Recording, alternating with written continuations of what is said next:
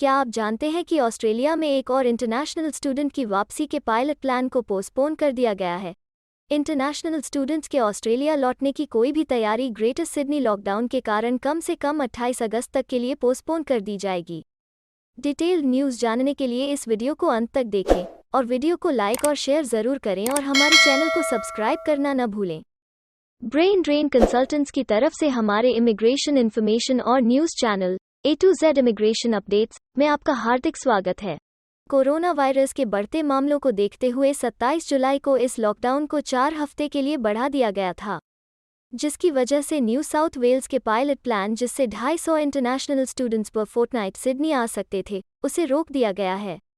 Greater Sydney area में blue mountains, central coast, वुलिंगोंग और शेलहाबर शामिल हैं। 5 अगस्त को NSW में 262 नए एक्टिव केसेस के बाद, जिसमें 5 मौतें भी शामिल हैं, लॉकडाउन को हाल ही में न्यूकासल और हंटर रीजन में बढ़ा दिया गया है और यह कम से कम 1 हफ्ते तक चलेगा। NSW प्रीमियर ग्लैडिस बेरजिक्लियन ने कंफर्म किया कि स्टेट जुलाई में ऑस्ट्रेलिया में इंटरनेशनल स्टूडेंट की वापसी के लिए अपने पायलट प्लान को रोक देगी। यह पहले से ही क्लियर था कि लंबे एक्सटेंशन की वजह से शुरुआत की तारीखें साल के लास्ट के महीनों में धकेल दी जाएंगी। अगले साल सेमेस्टर 1 से पहले स्टूडेंट्स की संख्या बढ़ाने की योजना और देरी के लिए निर्धारित है। इन डाउट्स की अब पुष्टि हो गई है क्योंकि डेल्टा वेरिएंट NSW को कड़ी टक्कर देता है, जिससे सरकार को एक बार फिर से हार्ड बॉर्डर शटडाउन करने के लिए मजबूर होना पड़ रहा है। हालांकि NSW के अगस्त के अंत तक अपने 6 मिलियन कोविड-19 वैक्सीनेशन टारगेट को पाने का अनुमान है, लेकिन एपिडेमियोलॉजिस्ट फियोना स्टैनवे का मानना है कि यह लॉकडाउन को हटाने के लिए बहुत कम करेगा। यह गिनती केवल रीजन की आधी एडल्ट पॉपुलेशन को कवर करेगी, जबकि लॉकडाउन से बचने के लिए 60 से 70% कवरेज की ज़रूरत है। ऑस्ट्रेलिया में इंटरनेशनल स्टूडेंट की वापसी फिर से रुकने के बाद यूनिवर्सिटीज़ और इकोनॉमी को बहुत नुकसान हो रहा है। जबकि यूनिवर्सिटीज़ फेडरल गवर्नमेंट्स के साथ मिलकर काम करना जारी रखेंगे, अनस्टेबल कोविड-19 की सिचुएशन की वजह से लाए गए कई चेंजेस इंटरनेशनल स्टूडेंट्स को ऑस्ट्रेलिया लौटने के लिए बस एक ब्लर तस्वीर दिखाते हैं।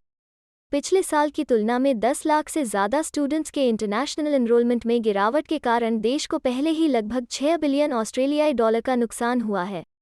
इंटरनेशनल स्टूडेंट शुरुआत में 2020 से 20% की और गिरावट आई है, जिस बिंदु पर यह पहले ही 21.4% गिर चुका है। ऑस्ट्रेलिया यूनिवर्सिटीज़ ने इन बॉर्डर क्लोजर्स का खामियाजा उठाया है। इंटरनेशनल एनरोलमेंट्स में गिरावट से सिग्निफिकेंट रेवेन्यू में भी लॉस हुआ है, जिसने यूनिवर्सिटीज़ को लागत और स्टाफ में कटौती करने के लिए मजबूर कर दिया है। NSW इकोनॉमी के लिए इंटरनेशनल स्टूडेंट एजुकेशन मार्केट सालाना $14 अरब का है, जिसमें हर स्टूडेंट अपने एजुकेशन एक्सपेंसेस के ऊपर औसतन $60,000 खर्च करता है। इस लेटेस्ट लॉकडाउन के साथ ये प्रभाव 2022 तक के लंबे समय तक रह सकते हैं, खासकर जब से कोई भी पार्टी अभी तक किसी तारीख या योजना के लिए कमिटेड नहीं हो सकता है। Education and youth minister Alan Tudge ने कहा कि वे इंटरनेशनल स्टूडेंट्स को वापस लाने के प्रपोजल्स पर स्टेट्स और टेरिटरीज के साथ काम करना जारी रखेंगे। जैसा कि प्राइम मिनिस्टर स्कॉट मॉरिसन ने पहले कहा था कि ऑस्ट्रेलियन बॉर्डर सिर्फ तभी खुलेंगे जब देश अपनी कम से कम 80% आबादी को वैक्सीनेट कर देगा, जिसमें 7 महीने तक का समय लग सकता है।